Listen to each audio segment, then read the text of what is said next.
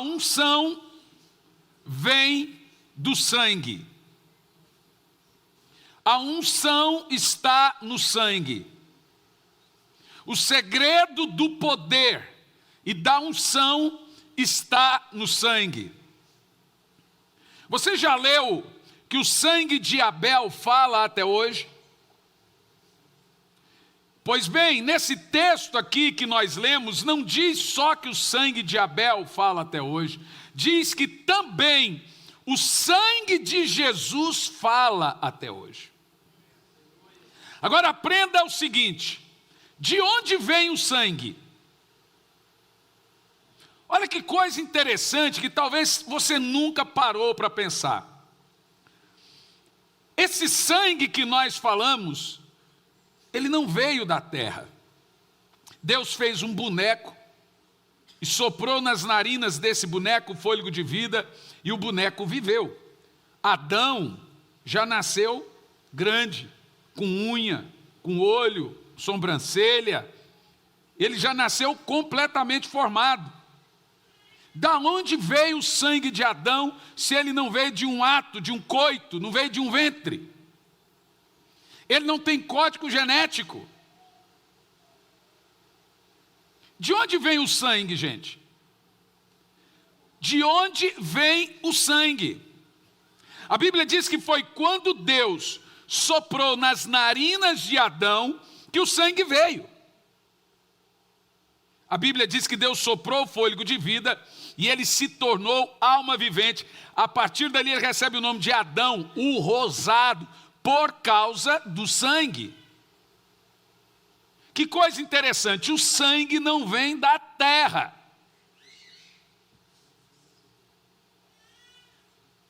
O sangue não é uma composição genética da terra. O sangue veio de Deus. De onde vem o sangue de Jesus se não vem também de um código genético? Jesus não teve um pai terreno. Ele foi gerado pelo Espírito Santo. Então, de onde vem o sangue dele?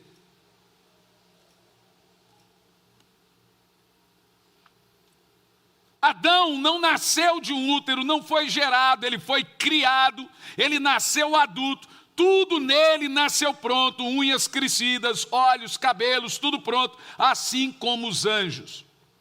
Quando Deus faz então o boneco de barro, a imagem de barro do pó, inicialmente não tinha vida. É como você olhar numa vitrine um manequim. Ali você tem uma imagem, mas o que faz aquele manequim ser somente um manequim é que ele não tem sangue. A vida está sempre no sangue. O sangue de Adão não veio da terra. Se não veio da terra, diz a Bíblia muito claramente que ele veio do sopro de Deus.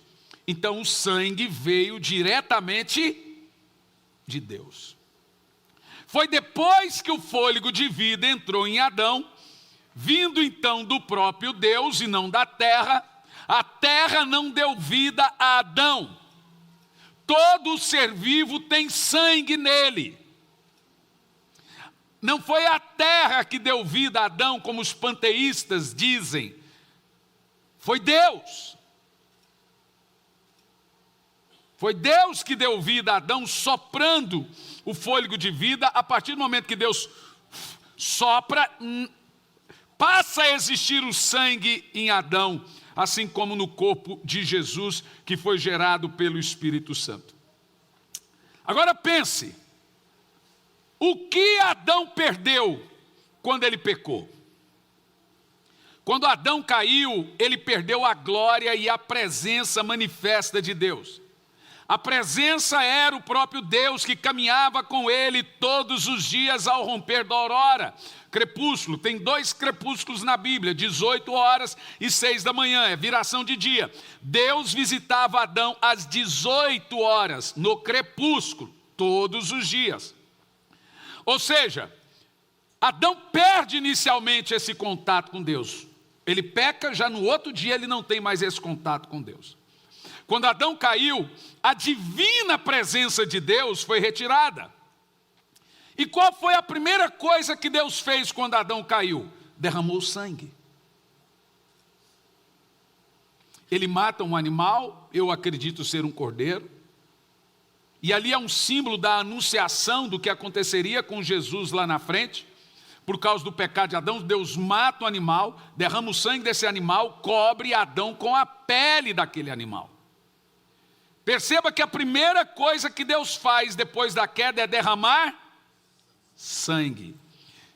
Porque Adão havia perdido a glória, ele era coberto com a glória, agora ele está com o pecado, Deus teve que fazer uma veste paliativa para ele e derramar o sangue. Deus trouxe Adão a um lugar, mata um animal e cobre ele com sangue e pele, com a promessa futura da redenção que teria que ser com sangue. E a partir do momento que essa glória futura que seria com sangue acontecesse, a glória que foi retirada por causa de Adão retornaria. Ou seja, onde você vê o sangue, sempre verá a glória. O que o fogo e o sangue têm a ver? Fogo e sangue. Como Abel soube que sua oferta foi aceita? Como Caim soube que sua oferta foi recusada? Abel soube que sua oferta foi aceita porque caiu fogo. Caim soube que sua oferta foi recusada porque o fogo não caiu. E por que caiu fogo na oferta de Abel? Porque ele derramou sangue. E por que não caiu fogo na oferta de Caim? Porque ele quis fazer a oferta que ele queria, não a que Deus queria. E aí o fogo não desceu. Deus queria sangue. Caim levou frutos da terra.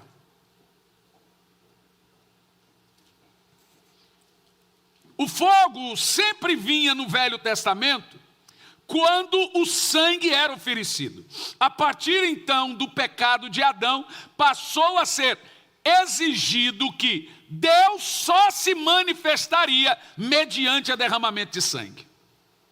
Deixa para mim aquela imagem do tabernáculo, porque um pouco coloca aquela imagem do tabernáculo em amarelo, tá? E depois a imagem do tabernáculo da cruz, mas não coloque ainda. Em todo o caminho no Velho Testamento, você vai ver que o sangue de animais, de cordeiros, de aves, de bois, estava repleto em todo o Velho Testamento, para que Deus pudesse caminhar por causa desse sangue. Por quê, gente? Todo o Velho Testamento, de acordo com Hebreus capítulo 10, versículo 1, é sombra da realidade do Novo Testamento, mas não realidade.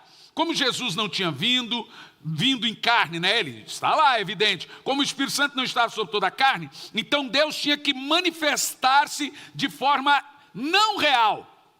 Funciona assim: o tabernáculo de Moisés no deserto era reflexo do tabernáculo de Deus no céu. O tabernáculo de Deus refletia no tabernáculo de Moisés. Então o sangue no deserto era reflexo do sangue do Senhor no céu. Então refletia. Não era uma realidade. O sangue tem um propósito. E por que você tem ele em todo o Velho Testamento e no Novo de uma outra forma? Vamos analisar uma coisa aqui, sobre o fogo e o sangue. Veja, a unção está sempre no sangue. Veja, o fogo é um símbolo da unção de Deus. O fogo é um símbolo da presença de Deus, do avivamento e etc. Quando Caim ofereceu o sacrifício, o fogo não desceu. Isso simbolizava que a sua oferta foi rejeitada, porque não teve fogo. Os fogos sempre vinham no Velho Testamento como resposta ao sangue derramado. O fogo é sempre um símbolo da unção de Deus. Foi quando Deus respondeu com fogo. Antes disso, sempre havia derramamento de sangue. Então, a primeira vez que o fogo de Deus desce em resposta ao sangue é ali no início de tudo. Abel oferece o sangue e o fogo desce. O que o Caim faz? Ele vai lá e oferece outro sangue de morte. E aí traz uma maldição terrível sobre a terra. Ele não quis matar um sangue de um animal para Deus, mas matou do irmão. Entendeu a gravidade disso ou não? Você vê onde o orgulho chega? Ele derramou sangue. Mas o sangue é errado. Então escute bem. Abel soube que a sua oferta foi aceitada porque o fogo veio. Caim soube que sua oferta foi rejeitada, o seu culto, porque o fogo não desceu. É isso, gente. Um culto sem unção, um culto sem fogo, um culto sem glória, sem o Espírito, é um sacrifício rejeitado como o de Caim. Quando Deus aceita seu culto? Quando tem unção. Se não tem unção, Deus não aceitou. Está ali o sacrifício, mas Deus não aceitou. O fogo vinha constantemente quando o sangue era usado. Vejamos alguns exemplos. Toda vez que Moisés usava o sangue, o fogo descia. O fogo não podia se apagar. O sumo sacerdote tinha que manter o fogo aceso. E como ele mantinha o fogo aceso? Ele tinha que derramar o sangue no altar, na arca, matar o cordeiro no altar de bronze e jogar o sangue na arca. Então você percebe que o tabernáculo inteiro tinha um caminho de sangue entre o altar de bronze e a arca da aliança. O caminho do sacerdote era um caminho de sangue. Havia sangue em todo o tabernáculo, banhado com o sangue. E era esse ato que fazia o altar se manter aceso. Sem sangue não teria o fogo aceso. Quem entende o que eu estou falando? Quando Elias usou o sangue, matando um boi, o fogo desceu. Primeiro derramou o sangue, e então o fogo desceu. Davi só via o fogo quando o sangue era usado. A glória de Deus veio no templo de Salomão após o derramamento de sangue. Abraão ofereceu o cordeiro como sacrifício, derramou o sangue no Moriá, e Deus respondeu com fogo. Portanto, o sangue atrai a glória. Pergunta: o que desceu no Pentecostes? O quê? E quando é que veio o sangue? Se o sangue precede o fogo veio no Pentecostes, qual foi a hora que o sacrifício foi oferecido? Na cruz. Não poderia ser o contrário. O Espírito Santo jamais desceria sobre toda a carne se não houvesse um sacrifício de sangue. Então primeiro o sangue foi derramado, depois o fogo foi derramado. Você tem que se lembrar que o fogo só desce se houver sacrifício de sangue. O fogo do Pentecoste é uma resposta ao sacrifício da cruz. Por isso que primeiro você se oferece como sacrifício na cruz. Depois o fogo de Deus desce. Por isso que não há avivamento sem o sacrifício contínuo da oração. O fogo de Deus sempre será uma resposta ao sacrifício. Sempre no Novo Testamento, o fogo responderá ao sacrifício de sangue. Escute bem. Sempre no Novo Testamento, o fogo responde ao sangue, a unção ao sacrifício e o avivamento à oração. Percebe, entendeu agora? Vamos pegar a ideia da realidade. O que é a vida de oração? Já aprendemos que a vida de oração é o ato contínuo de sacrifício, de culto racional de Romanos 12, versículo 1. Ofereceis, portanto, os vossos corpos como sacrifício. Aonde? No altar. Isso é como? O apóstolo Paulo fala assim, faça isso, ofereça-se como sacrifício ao Senhor. Apresenteis os vossos corpos como sacrifício vivo, santo, agradável a Deus, que é o vosso culto. Essa é uma menção do culto diário do sumo sacerdote, da sua corrida de oração diária, do sacrifício que ele tinha que fazer todos os dias para manter o fogo aceso, e incluía sangue. A unção sempre estará ligada ao sacrifício. E se não tiver sacrifício, não haverá unção. Se não tiver altar, não haverá culto. Muitos estão como Caim, oferecem um culto, o fogo não cai. Mas agora estão até pior. se chateiam porque fazem um culto e não sentem nada, o óleo não fica molhado, porque o fogo não cai, ele vai fazer como Caim, se revoltar. Tem gente que fala assim, Deus não fala comigo. E Deus fala, você nunca falou comigo. Que resposta é que você quer de pergunta que você nunca fez? Igual o irmão me disse esses dias, assim, pastor, eu sou inacessível. Eu falei, você já escreveu para mim alguma vez? Ele falou, não. Tá bom, vou falar nada. Experimente escrever para mim, vamos ver se eu sou inacessível. Agora, a sua mensagem não me domina. Eu vou responder no meu tempo. Se eu tivesse um telefone de fio, você não ia ligar para mim toda hora, a cada 2 minutos eu ia atender. O WhatsApp não me comanda, pois deve ser a sua, não. Eu tenho um dia, na hora, na hora do meu dia, eu vou lá e leio todas as mensagens e começo a responder. Então tem gente que te manda mensagem, responde agora. Não, o meu celular não é meu dono. Tem gente que ele é comandado. Não, me mandou uma mensagem aqui, ó, mas se você tivesse um telefone de fio, você toda hora... Peraí, eu tenho que atender. Não, você tem outras coisas para fazer do que ficar no telefone, pelo menos deveria, né? Mas, contudo, eu falo com todo mundo. Da mesma forma é Deus. As pessoas dizem que Deus não responde, não vê a sua dor. A verdade, gente, é que você não se comunica com Deus. Você culpa a Deus de algo que você é o responsável. Você quer resposta de Deus de perguntas que você nunca fez. Você quer respostas de orações que nunca foram feitas. Você quer aproximação de um Deus que nem você quis se aproximar.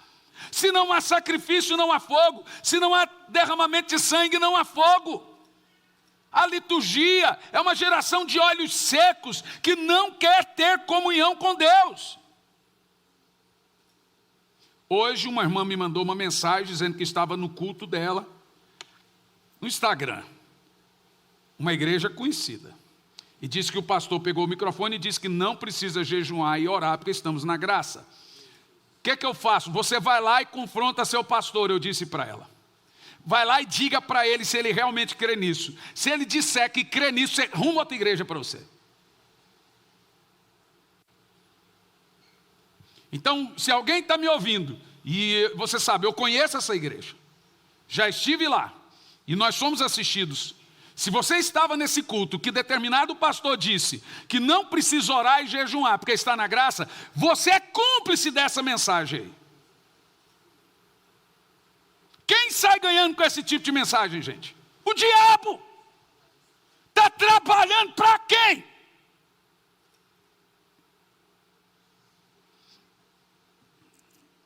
E aí agora a gente está como Caim, faz culto do nosso jeito, da nossa maneira, o fogo não cai e fica revoltadinho com Deus, porque quer fazer do seu jeito.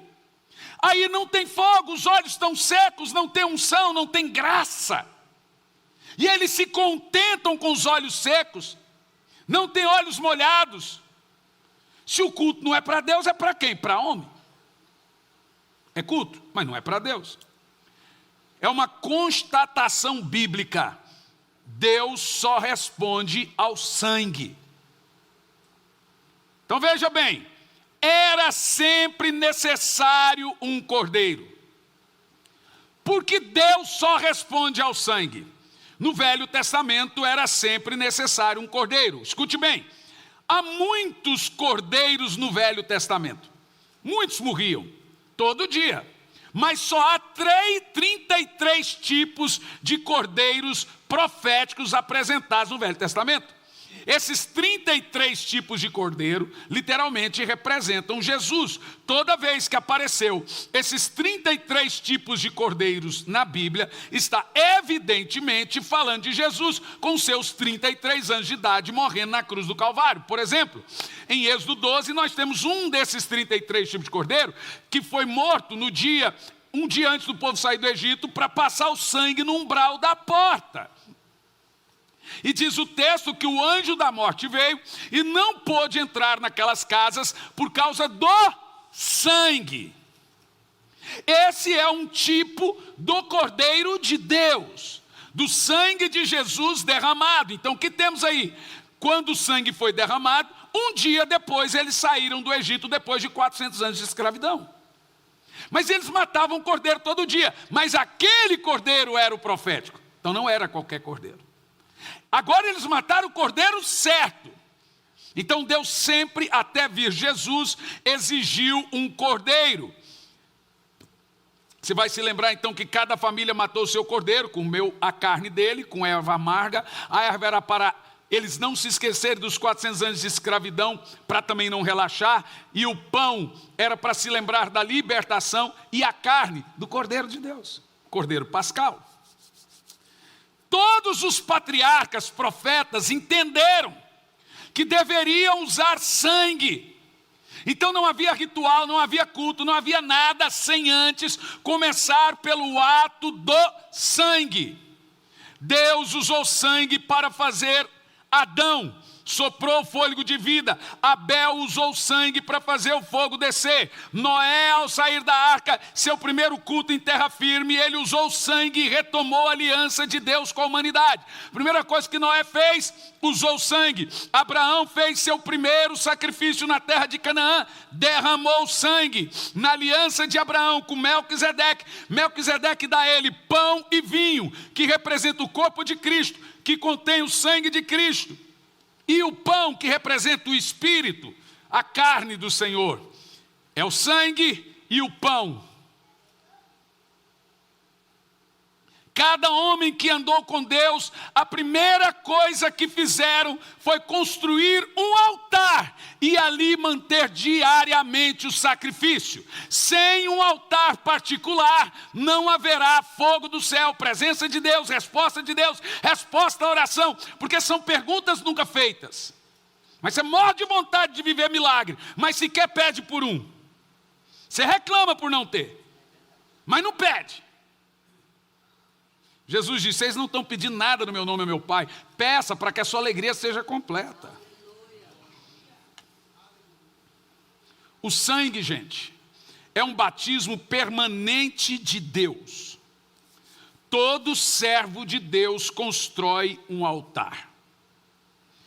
Noé sai da arca, constrói um altar e batiza a terra com sangue. Abraão chega em Canaã, constrói um altar e batiza a terra com sangue. Isaac, a primeira coisa que ele faz, constrói um altar e aplica o sangue. Jacó, a primeira coisa que ele faz, constrói um altar e aplica o sangue. A primeira coisa que Deus pediu para Israel, uma noite antes de sair do Egito, aplique um sangue, mata um cordeiro para cada família, passe o sangue nas portas. No dia seguinte eles foram livres de 400 anos de escravidão. Davi conquista Jebus, depois vem a ser Jerusalém, porque ele aplica o sangue, batiza ali, faz um sacrifício, e agora ele conquista a cidade de Jerusalém, porque ele aplicou o sangue. Salomão termina de construir o templo, se entristece, porque a glória de Deus não descia, a glória de Deus não vinha, então ele entende, vai lá e aplica o sangue, a glória de Deus desce. Deus também tem um simbolismo de sangue com a pessoalidade do homem, não só no coletivo. O que era a aliança da circuncisão?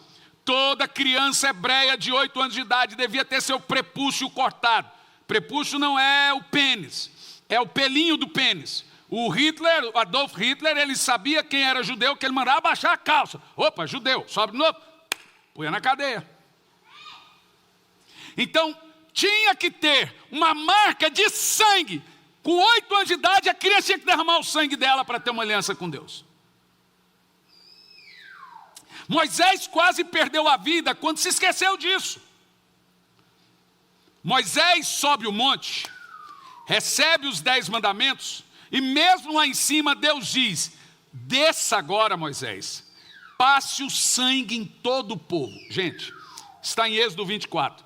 Desça e passe o sangue em todo o povo. Moisés agora pega um ensopo, havia 2 milhões de pessoas, ele mata um monte de cordeiro e começa a jogar sangue na cara de todo mundo, Senhor. Deus mandou ele lambrecar todo o povo com sangue. Loucura ou não é? Mas você vai entender por quê. Aquele sangue é sombra do sangue de Jesus lá no futuro.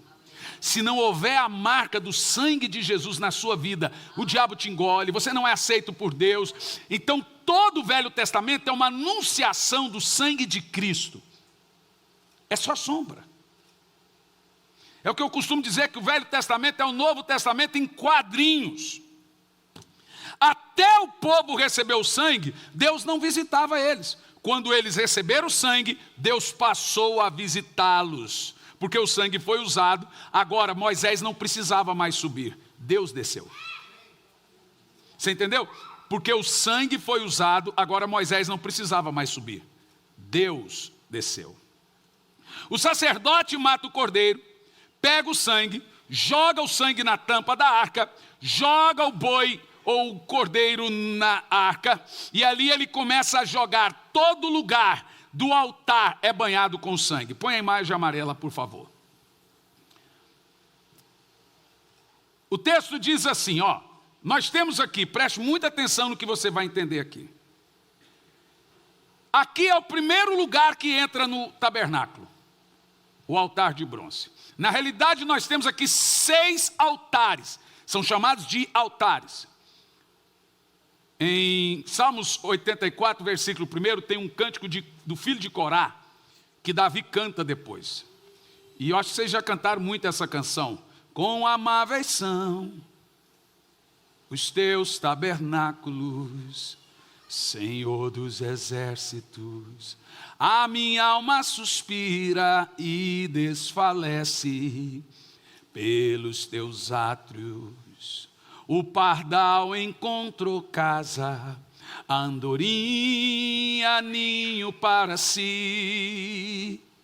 Eu encontrei teus altares, Senhor, Rei meu e Deus meu. Sabe o que é interessante nesse texto? Davi diz, o pardal encontrou casa, a andorinha encontrou um ninho, eu encontrei teus altares. Interessante que ele não fala teu altar. E você vai pegar desde o verso 1, ele está falando do que está dentro dos átrios do tabernáculo. Ele diz, a minha alma suspira pelos teus átrios, pelo teu tabernáculo. Davi está dizendo que, assim como é importante para o pardal encontrar a sua casa, a andorinha o seu ninho, é importante para o servo de Deus encontrar os altares. E existem 7 altares que não são reparados, e todos eles têm a marca do sangue. Aqui estão os 6 altares, altar de bronze, altar da pia de bronze, o altar do candelabro, o altar da mesa da preposição, o altar de incenso e o altar da presença de Deus, que é a arca. E aqui já começava derramando o sangue.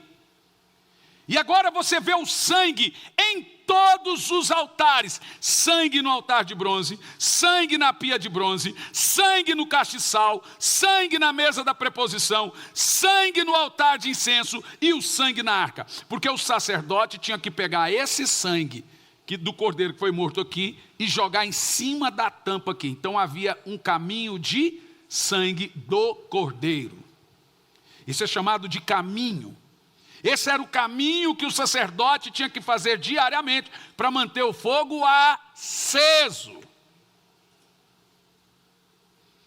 Ou seja, o caminho para a presença de Deus passava pelo derramamento de sangue. Então agora eu quero você bem animado com o que você vai ouvir. Mas animado! Ei, curitibanos! Olha para o irmão do lado, faz assim. Faz assim para ele. Fala, cospe o limão aí. Seu azedo. É fome. Daqui um pouco vocês comem. O pão da ceia. Já alimenta vocês. Tem que entregar o jejum antes, né? Meu Deus, gente. Vocês não venceram esse ídolo ainda. Vocês devem estar morrendo. Sonhando com um porco correndo atrás de você. Pastor, eu tive uma visão de um demônio. Como é que era o demônio? Era um pão. Um cara fez assim. Não era um pesadelo, é vontade de comer mesmo.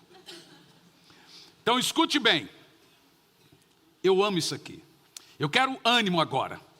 A Bíblia diz em Hebreus que Deus se cansou do sangue dos animais. Ele disse que aquele sangue nunca pôde remir pecados. Mas ele tinha que fazer aquilo como sombra para a realidade da cruz. Então Deus falou, não tem mistério, isso aí era só anunciação. Teve que fazer para o povo entender a importância do sangue. Então Deus grita lá do céu, eu quero um cordeiro.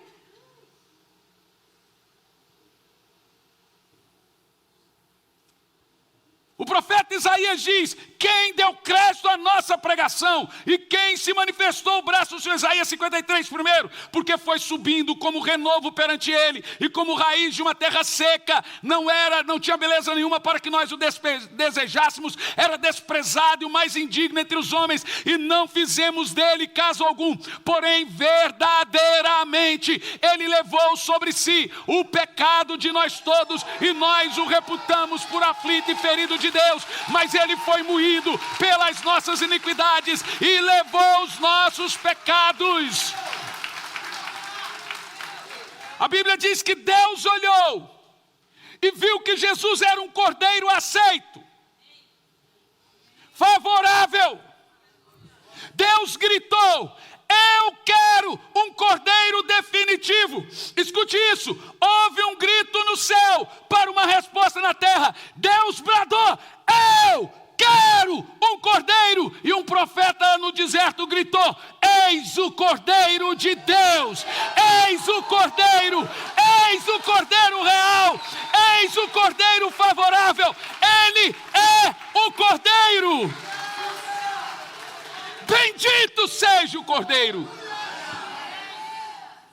Lembre-se, o caminho para a presença no tabernáculo sempre foi marcada com sangue, desde a entrada até a arca. Era banhado com sangue. Mas agora a Bíblia diz que existe um novo caminho.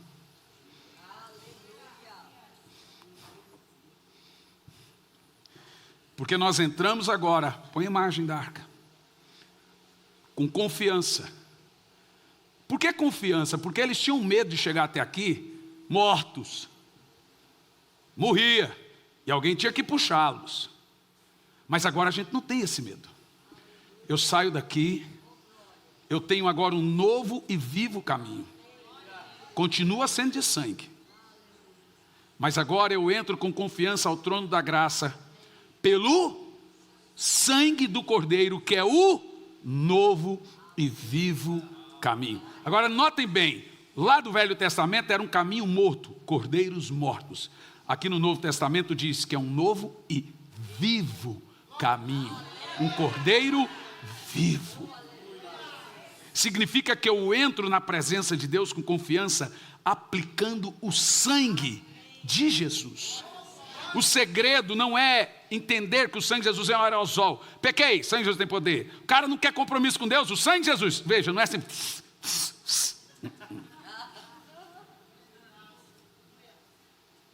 Tem gente aí até blasfema, fala, sangue de Jesus tem poder. Ele pensa que é macumba. Não é? Vou te explicar como que funciona essa questão do sangue de Jesus. Imagina aqui o tabernáculo. O camarada descobria que ele tinha lepra. E a lepra na Bíblia é a doença que representa o pecado. Por isso que lepra, a Bíblia não fala de cura de lepra, fala de purificação de lepra. O leproso não procurava um médico. Ele procurava o sacerdote. Jesus falou para os leprosos, procura um médico. Ele falou, procura o sacerdote.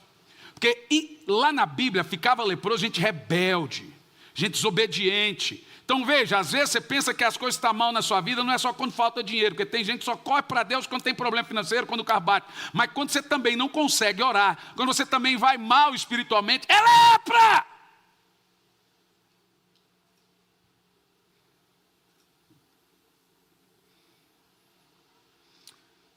Então o que o sacerdote fazia? O camarada olhava para o leproso. Ele tinha que ficar 7 dias isolado depois desse ritual de purificação. Qual era o ritual de purificação do leproso? Pegava 2 pombas, branquinhas, presta atenção. Matava uma e deixava uma viva. Colocava dentro de uma botija de barro o sangue da pomba. E pegava a pomba viva e banhava no sangue da pomba morta. Parece coisa de candomblé, né?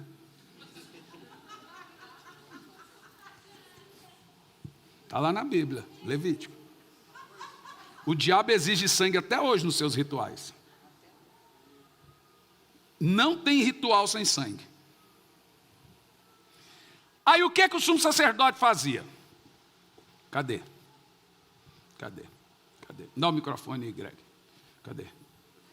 Se vira, Greg. Pega o microfone, Greg. Imagina, ele tinha que pegar isopo. Isopo era uma planta assim meio roxinha, muito bonita, muito pura. E ele tinha que pegar essa planta de isopo e banhar a madeira de acácia. A madeira de acácia simboliza a cruz. O isopo simboliza a santidade. Aí lá vem um leproso diante do sacerdote. O sacerdote olhava assim, você está leproso. Então o que ele fazia? Pegava aquela botija de barro, cheia do sangue da ave morta, misturada com a ave viva. O que a ave viva tem a ver? Já te falo. Ele pegava o isopo na ponta da madeira e banhava e começava a jogar no leproso. 1, pá! 2, 3, vai jogando. Foi assim que Moisés fez com 2 milhões de pessoas. 4, e a ave está viva lá e no sangue da ave morta. 5, 6, 7. Ele banhava o leproso 7 vezes. A ideia, a Bíblia fala de aspergir. Por isso que a Bíblia diz que Jesus aspergiu o seu sangue. O sangue da aspersão.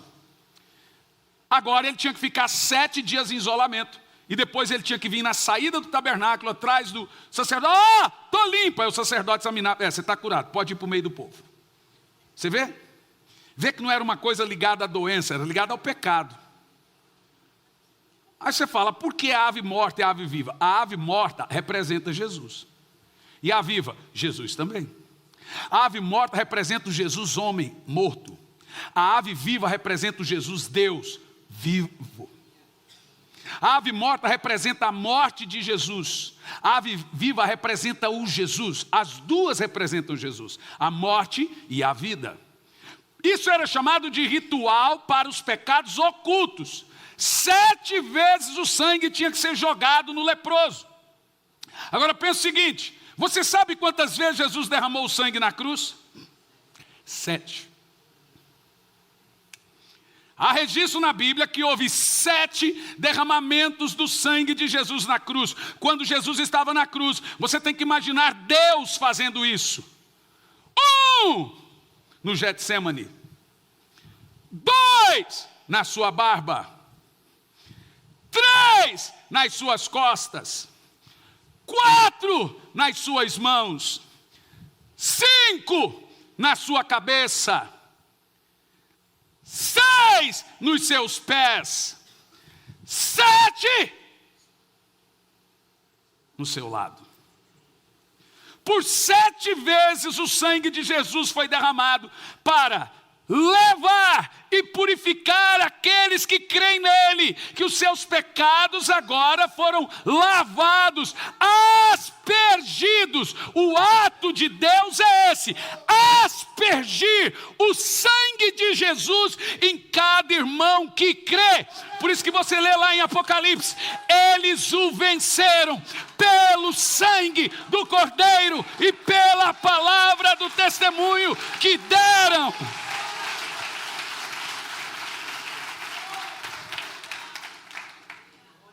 Então aqui nós vemos o segredo. Levítico 14, primeiro, Deus diz, quando o leproso quiser ser limpo, ele precisa ir ao sacerdote. O sacerdote deve fazer o ritual da purificação. Põe para mim Apocalipse 12, e eu quero mostrar para você o grande segredo a partir do 10.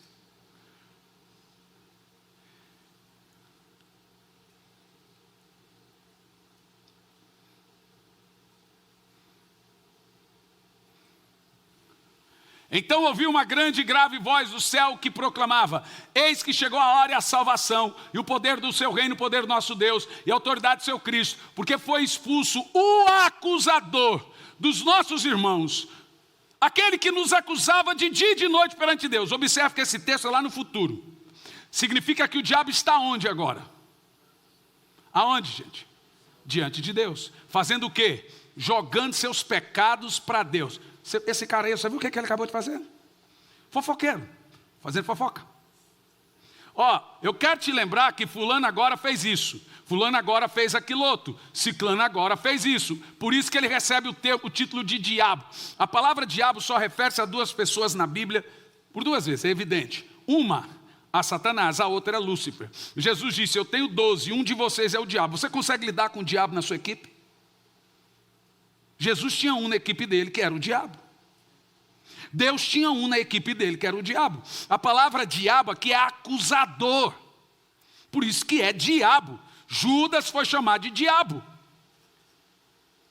E o que é interessante, que a maneira de você vencer a acusação do diabo, só tem uma maneira. Eu disse a um irmão essa semana, eu falei, ó, você está padecendo do maior mal que existe, que é o mal da acusação. Ninguém suporta a acusação. A acusação, ela massacra você. Gente, o chefe, o mestre, o expert de acusação é o diabo. É o cara que derrubou a terça parte dos anjos. Ele é o mestre da acusação. Há pessoas em hospício que não venceram a acusação. Há pessoas que desistiram de seus casamentos que não venceram a acusação. Há pessoas que não oram porque não vencem a acusação. Só há um remédio para a acusação: a aspersão e a aplicação do sangue de Jesus, como Paulo chama, aprender a aplicar o sangue de Cristo na sua má consciência.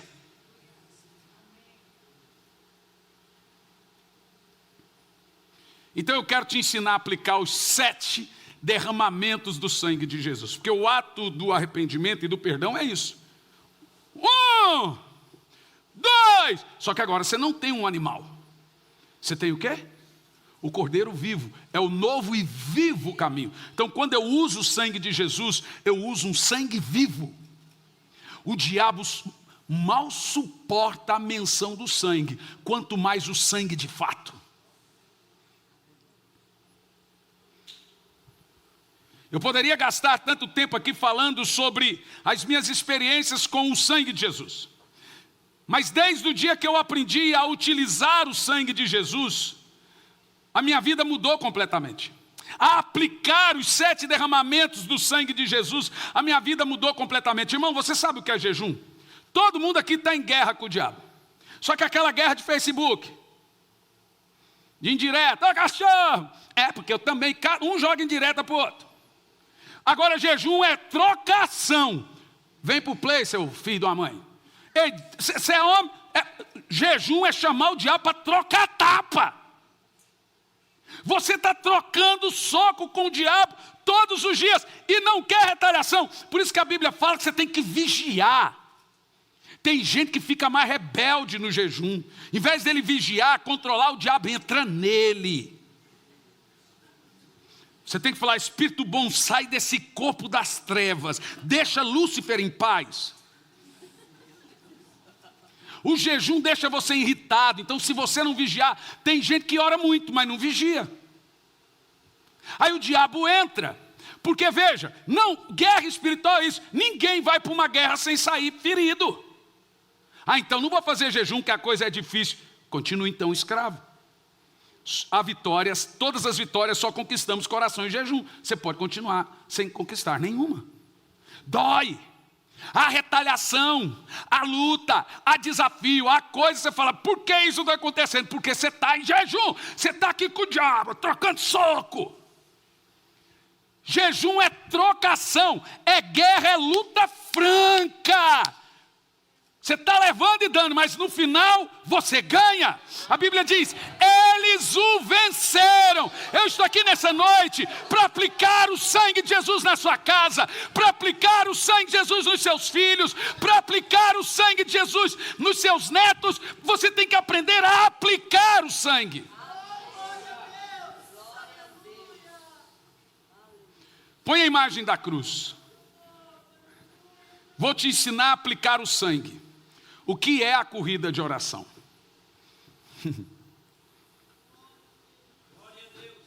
É o caminho do novo e vive o caminho através do... O camarada não faz.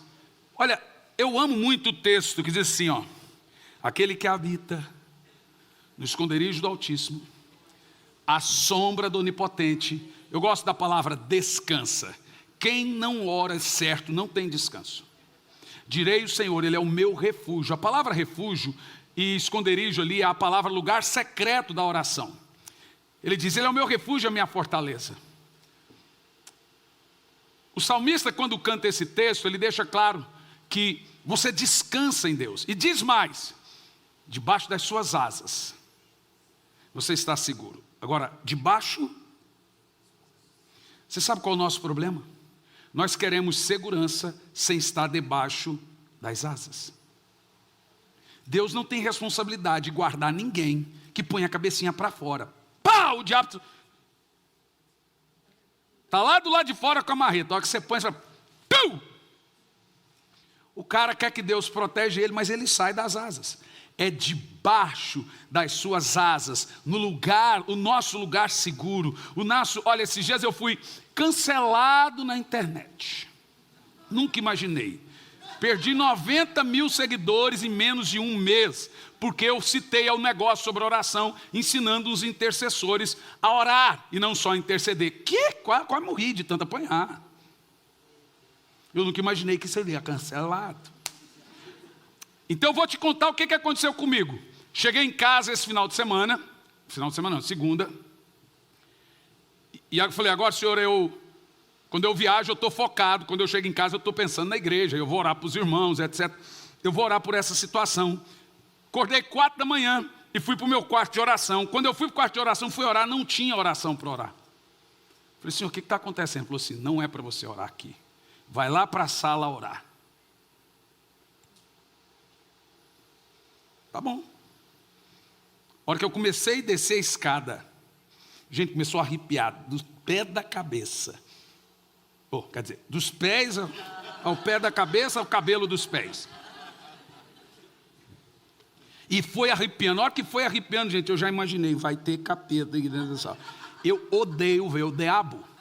Aí tem gente que fala, nossa, pastor, irmão, se você gosta, leva ele para sua casa. Aí, pastor, o que o senhor sente quando o senhor vê o diabo? Nada. Não sinto minha cabeça, minhas pernas, meus braços. Só tem medo? Claro, é o diabo, não é o bozo. E a hora que eu comecei, e o corpo vai gelando. O corpo vai gelando e vai arrepiando. E o cabelo fica tão alto que dá para você fazer assim, ó. E o cabelo ficou em pé. Eu falei, meu Deus do céu. Eu fui descendo a escada. Falei, o que tem aqui embaixo? Parecia que eu estava descendo os porões do inferno. Deus não quis que eu guerreasse no quartinho de oração. Enjoado ele. Falou, aqui não é lugar de guerra. Vai guerrear para lá. Então, a hora que eu desci. Quando eu cheguei na sala, tinha 3 rãs. Uma pálida, cor de morte, né? Bem amarela e bem inchada. Uma malhada de preto e branco. E uma bem magra. O Espírito Santo falou assim, essa é de morte, essa é de rebelião e essa é de manipulação. 3 rãs. Fingi que não estava vendo. Passei reto. E ela estava assim, ó, parada assim. Ó. Gente, 3 rãs do tamanho de um homem. Passei direto. Como eu sei que a batalha espiritual, elas estão ali, mas elas não estão ali, eu dobrei o joelho e peguei a coberta, muito frio, e pus na cabeça. Assim. Quando eu pus a coberta na cabeça e as rãs de costa para mim, né? Eu orando e as rãs de costa. Então, a hora que eu pus, eu falei, bom, não dá para eu fugir disso. Batalha espiritual não é orar, falar com Deus, é falar com o diabo. Oração e adoração é uma coisa, batalha espiritual é outra. É isso que eu quis dizer lá no vídeo. O pessoal falou, você está dizendo que intercessor não ora? Eu falei, não foi nada disso. Oh, meu Deus, eu não tenho responsabilidade no que você entende, eu tenho responsabilidade no que eu digo. Eu disse que intercessor tem que ter tempo de oração dele e Deus, não só interceder para as pessoas. É isso que eu disse. Mas, contudo, eu vou tentar explicar de novo. Mais um mês de cancelamento. Aí eu estou lá, orando e as rãs de costa. De repente, falei, o que vocês estão fazendo aqui? A gordona fez assim, ó. Pulou. Robert! Aí começaram a falar comigo. Aí foi 1 hora de batalha. Quando eu sei que a batalha acaba? quando o ambiente começa a ficar leve. Você sabe, enquanto você estiver num ambiente pesado, você não pode parar de guerrear. E o que você mais faz numa hora de uma luta, treva, batalha espiritual, é quando tem confusão na casa, você começa a clamar o sangue. Aplicar o sangue. E eles tentavam aproximar, eu aplicava o sangue. Eu aprendi que o nome de Jesus é arma de ataque, o sangue de Jesus é arma de defesa. Quando você ataca, você usa o nome. Quando você se defende, você usa o sangue. Agora se ataca, em nome de Jesus eu vou. Agora recua, o sangue de Jesus está sobre mim, o sangue de Jesus está sobre minha casa, o sangue de Jesus está sobre minha vida. E aí foi para 1 hora de batalha. O Senhor me mostrou o que cada rã simbolizava, aonde estavam essas rãs, o que elas representavam. Quando eu terminei a batalha, eu estava exausto. Aí o Senhor falou assim, agora pode subir e orar. Viu? Eu não estava orando. E não estava. Eu estava em guerra. Em nenhum momento eu estava em adoração. E se eu não for para adoração, vem depois a retaliar. Porque onde é que eu estou escondido? É aqui na presença.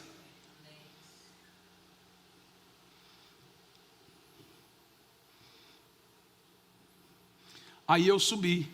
Quando eu fui subir, eu já senti o ambiente leve, mas eu já estava destruído. Porque batalha arrebenta com você. Quando eu subi, eu fui subindo. Eu aplico os 7 derramamentos do sangue de Jesus sobre a minha esposa, aplico o sangue de Jesus sobre meu filho, aplico o sangue de Jesus sobre minha filha, aplico o sangue de Jesus sobre minha nora, sobre os 10 netos que eu vou ter, eu aplico o sangue de Jesus, eu vou aplicando o sangue, eu não quero nem saber, é 10, se vire. Então assim, eu vou aplicando o sangue de Jesus, e vou orando por sangue, e levando o sangue. Então eu levanto, eu vou lá no meu filho, dou um beijo nele, o sangue de Jesus está sobre você. Vou lá na minha filha, eu aplico o sangue de Jesus sobre você. Vou na minha esposa, então eu fui subir na escada. Eu olhei assim, eu tive uma visão. O sangue descia e cobria toda a casa. O quarto da Isa, a luz está queimada já tem um tempo. Coisa de pai que viaja. E a hora que eu fui subir a escada, a casa clareou toda. Isso era 5 da manhã, você viu? Eu já estava guerreando há tempo. Agora o meu tempo com Deus ia começar. A hora que eu fui subir, o quarto ligou sozinho. Eu chamei minha esposa e falei, amor, vem aqui. Você está aí no quarto? Dormindo. Quando eu cheguei, dormindo. Falei, amor, vem aqui. Você ligou o quarto da Isa? Ela, não. A luz está queimada. Eu falei,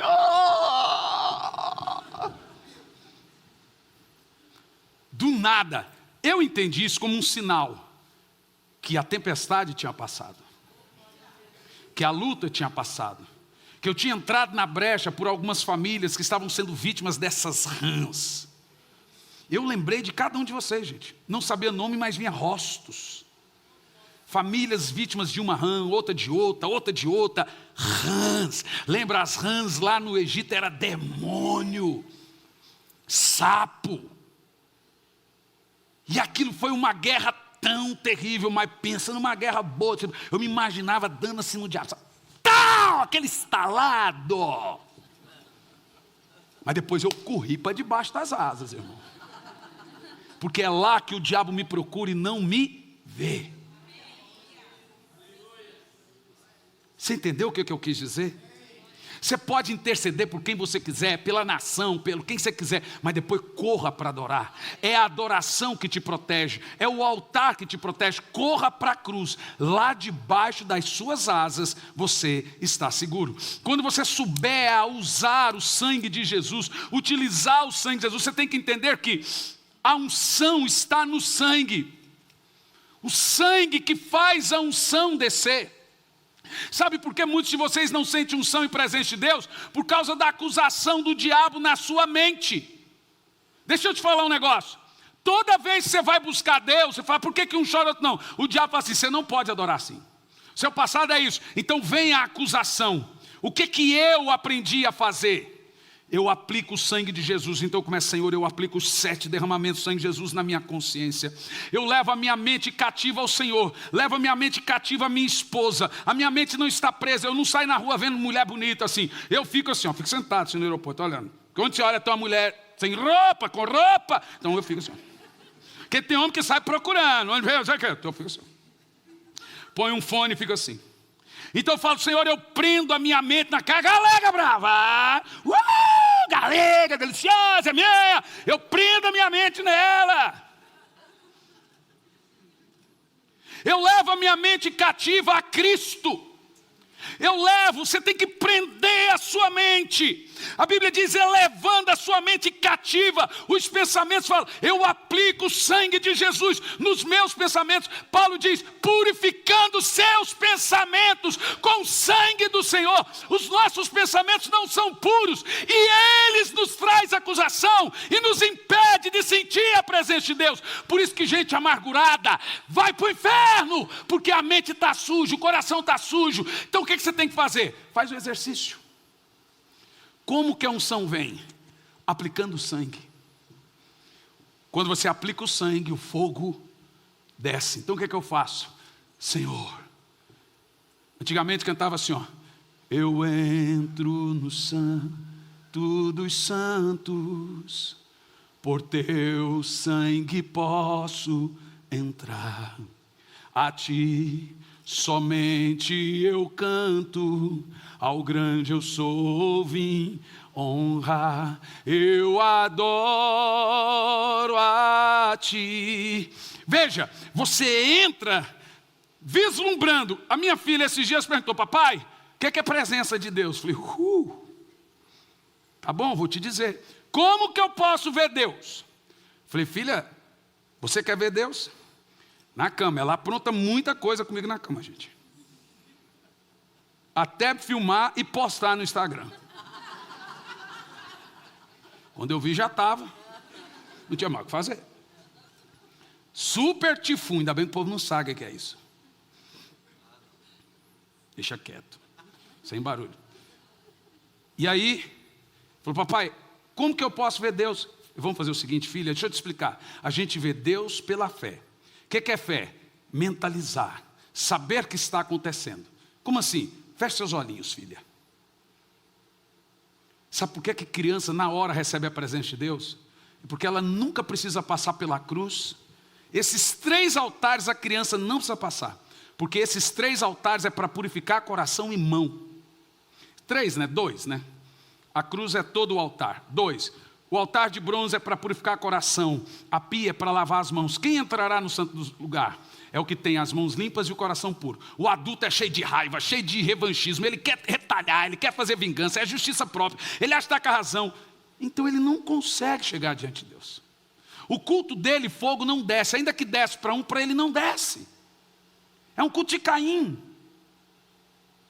Porque o coração está cheio de reserva. Você entendeu o que eu estou falando? A criança é pura. Então ela já sai daqui e vai direto aqui. Por isso você começa a ministrar na criança, a lágrima já começa a rolar. O povo fala, mas como? Porque ela vai direto. A criança tem um atalho da presença.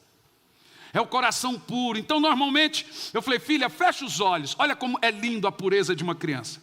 Imagina que você está numa sala gigante, gigante. Ela é gigante quanto? Tamanho do universo. É grande, papai, é grande. Imagina que nessa sala tem um trono gigante, gigante, gigante, no centro da sala. Que tamanho? Tamanho do universo. Papai, é grande. Imagina que esse trono é roxo. É cor safira, âmbar. Imagina que embaixo é um rio de cristal. E tem um monte de anjo andando para lá e para cá, raios e trovões saindo desse trono. Você está vendo? Estou vendo, papai. Agora imagina que tem uma pessoa sentada nesse trono. Você está vendo, filha? Estou vendo, papai. Imagina que o rosto dele é brilhante como o sol. Então eu não consigo ver. A ideia é essa. Mas você está vendo a face brilhando como o sol? Estou vendo. Seus cabelos brancos como a neve. Seus olhos como chamas de fogo. A sua face é maravilhosa. Suas vestes cobrem todo esse espaço gigante. E ela ali, aí eu ouvi o silêncio. Quando eu olhei, ela... Falei, o que foi, filha? Eu estou vendo ele, papai. Sabe o que é isso? É assim que nós contemplamos o Senhor, pela fé. Sabe o que você faz quando você ora? Pega a sua mente, leva cativa a Cristo, prende ela, imagina-se diante do trono, imagina-se na sua corrida de oração, Pensa, daqui um pouco a mente divagueia, você volta. E começa, eu aplico o sangue de Jesus no meu pensamento. Eu aplico o sangue de Jesus na minha casa. Senhor, meu coração, mas eu aplico o sangue de Jesus nesse coração. Estou com raiva, mas vai jogando sangue. E você vai lavando. E você vai banhando a sua corrida de oração com o sangue de Jesus. Daqui um pouco você está à porta dele. Aprenda a jogar o sangue de Jesus no seu casamento. Eu aplico o sangue de Jesus sobre minha esposa. Eu aplico o sangue de Jesus sobre meu marido. Eu aplico o sangue de Jesus na minha vida financeira. Eu aplico os 7 derramamentos do sangue de Jesus. Eu faço. Senhor, eu aplico o teu sangue na minha cabeça, para que eu tenha uma mente boa para pregar, para que eu não esqueça de nada. Eu aplico o teu sangue. Senhor, o Senhor quer que eu faça a sua obra? Então eu aplico o teu sangue. Me dê saúde mental, emocional e física. Me dê força para pregar, Senhor. Me dê força emocional para aguentar a pressão, porque servir a Deus é uma pressão muito grande. Então, o que eu faço, Senhor? Clama o sangue, meu filho. Clama o sangue, porque eu já dei o sangue. Eu dei o sangue para você usar. Então entra por esse sangue. Use esse sangue. Quando você usar o sangue de Jesus, você vai ver. Vai mudar suas finanças. Vai mudar sua saúde. Vai mudar vocês. Quem não usa o sangue estão desprotegidos. Faz o exercício agora. Joga o sangue de Jesus na sua mente agora. Pega toda a amargura que você tem, pensamento, e aplica os 7 derramamentos do sangue. E você vai começar a sentir uma presença de Deus agora. E se você não fizer isso, você deixará que você seja parecido com Lúcifer. Isso é rebelião a Deus. Vença a justiça própria, aplica o sangue aí. Quem se humilha será exaltado, quem se exalta será humilhado. Aplica o sangue aí agora. Ele vai curar toda angústia, todo mau pensamento. O fogo vai descer sobre o seu altar agora. E você vai sentir uma presença inigualável. Sabe por quê? Porque agora Ele está purificando você de toda má consciência. Toda acusação está indo embora agora pelo sangue de Jesus. Então aqui estou para dizer, você é digno. Você é digno pelo sangue. Pelo sangue você é digno. Pelo sangue você é digno. Pelo sangue você pode entrar. Entra agora pelo sangue. Deus quer que você entre pelo sangue agora. Você está vendo? Faça como a minha filha. Mentalize você debaixo das suas asas agora. E Ele vai tocar em você. Ele está tocando em você agora. Você está sentindo a presença? Aproveita agora e começa a orar em línguas enquanto Ele toca em você. Você está banhado com o sangue de Jesus. Você está tomado com o sangue de Jesus agora. O diabo está olhando para você, sabe o que ele está vendo? O sangue de Jesus. Ele não consegue olhar para você porque ele está vendo o sangue. Gente, o segredo do fogo é o sangue. Então clame pelo sangue. Aplica o sangue, o fogo vai descer na sua casa, na sua vida. Está vendo cura aqui agora. Está vendo transformação aqui agora. Isso, aplica o sangue. É tempo de cantar, é hora da sua vitória. Eles o venceram pelo sangue, pelo sangue, pelo sangue, pelo sangue, pelo sangue, pelo sangue, pelo sangue, pelo sangue. Vai dizendo, há poder no sangue de Jesus, há poder no sangue de Jesus. Vai repetindo, o sangue de Jesus está sobre minha casa, o sangue de Jesus está sobre minha vida, o sangue de Jesus está sobre minha filha, sobre meu filho. Eu aplico o sangue de Jesus nessa situação. Isso, igreja do Senhor. Vai, repita o sangue. Clame, o diabo tem que ouvir que você está se lavando. 1, 2, fala, eu coloco os 7 derramamentos do sangue de Jesus sobre mim agora. Isso, igreja. Tcharalabala caralabala carabas tere calabas. Teresoloco terebala tere calabas. Teresondoloco revata labalabas. Tere canta labas soroco teleba. Xerecalabás. Não deixa a sua família padecer, aplica o sangue. Aplica o sangue. Aplica o sangue de Jesus aí agora. Essa é uma oração diária, constante. É o nosso ritual hoje, é o novo e vivo caminho. É pelo sangue de Jesus. É pelo sangue de Jesus. Aplica o sangue agora na sua amargura, na sua ansiedade, na depressão. Aplica o sangue no problema financeiro. Aplica o sangue. Aplica. Põe o sangue em todos os órgãos vitais do seu corpo. Aplica o sangue no rim, no sistema linfático. Aplica o sangue no pâncreas. Aplica o sangue aí agora no fígado. Aplica o sangue na carótida, na horta. Aplica o sangue no coração. Aplica o sangue no intestino grosso, fino, delgado. Aplica o sangue agora. Aplica o sangue aonde você tem que aplicar o sangue.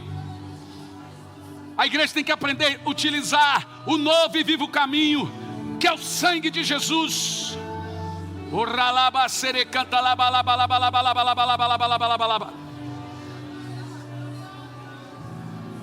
É debaixo das suas asas que estamos seguros. A unção está no sangue. É quando o sangue é aplicado que o fogo desce. Olá, meus queridos, aqui quem fala é Hernandes Santos, sou pastor, sou professor no Instituto Sabedoria e Graça e é disso que venho falar de você agora. Tem muita gente que tem muita vontade de fazer teologia, de concluir um curso em bacharelado em teologia de 2, 3, 4 anos e etc., mas é muito difícil. Ainda mais se tratando que você tem que ir lá no curso, disponibilidade de horário e vem as questões de valores. Eu fiz um levantamento por alto dos valores mensais de um curso livre de teologia. Fica na média aí de 500, 600, 700, 800 reais por mês que você paga durante todo o curso. O que nós fizemos? Disponibilizamos uma maneira de você fazer um curso. Eu dou essas aulas no sistema EAD, o curso está todo ele pronto, são 2 anos de disciplina, ou seja, você faz 1 ano e depois tem que fazer uma rematrícula para o próximo ano, no caso 2 anos de disciplina, com conteúdo de bacharel em teologia. Olha o valor que você paga anual no curso, são 2 anos, R$460. Eu já vi gente terminar o curso em 3 meses, 4 meses, etc. Aí você abre a matrícula para o 2º ano do curso. São 2 anos com conteúdo de bacharel em teologia. É R$460 ano, entendeu? Por ano. Gente, R$460 não equipara a parcela mensal de um curso comum livre em teologia.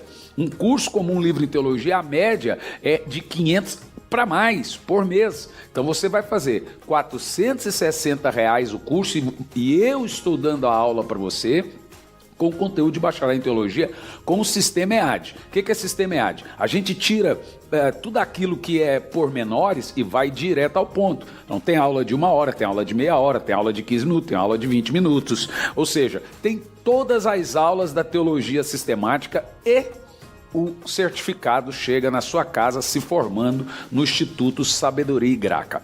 O que você pode fazer agora? Você vai entrar no site sabedoriaigraca.com, sabedoriaigraca.com, e você vai se inscrever no curso, passa o seu cartão.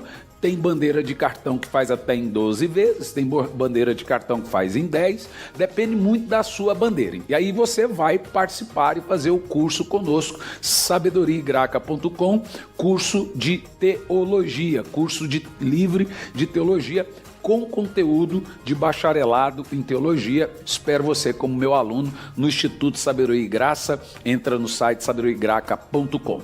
Que Deus te abençoe.